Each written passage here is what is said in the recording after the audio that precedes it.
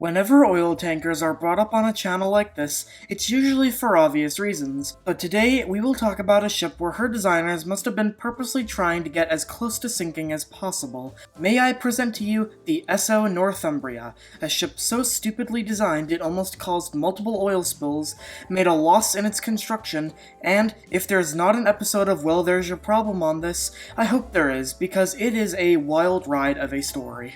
The Esso Northumbria was designed in 1965 as the world's largest oil tanker.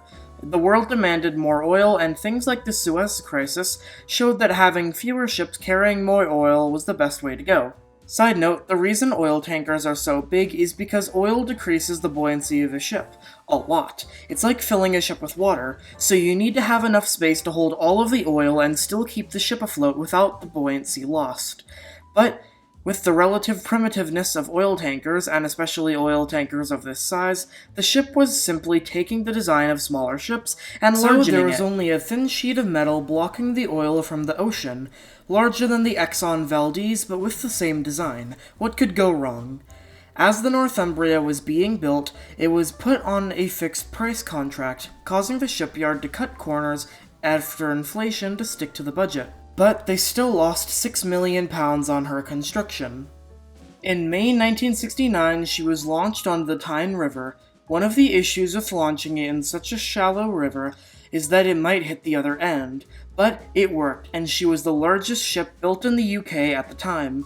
On the 8th of February 1970, she set out for sea trials with 200 people, including research specialists, who were trying to study these larger tankers. However, due to engine issues, she could not be handed over until May.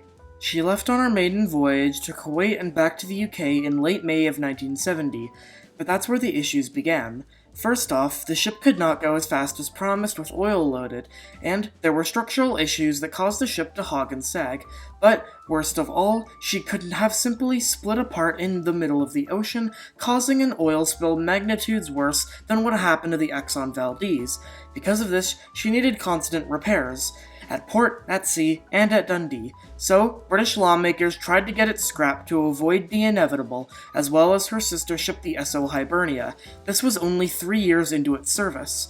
But finally, in 1989, the Exxon Valdez oil spill occurred that I've been teasing this entire video, and caused regulations to require double-hulled tankers to reduce the possibility that an oil spill would occur.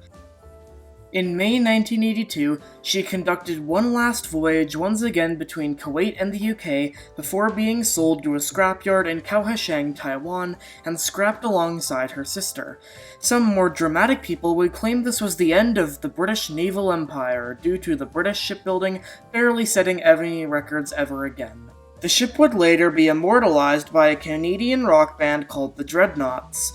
The song called Royal Northumbria is an alternate history where the ship did indeed cause a fiery oil spill, barely making it out alive, referencing the fact that the ship did indeed roll a lot.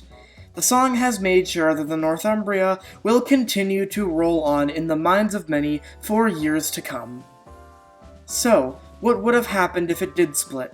Why does this always happen with tankers? And what is wrong with this ship's designers? That's a very good question.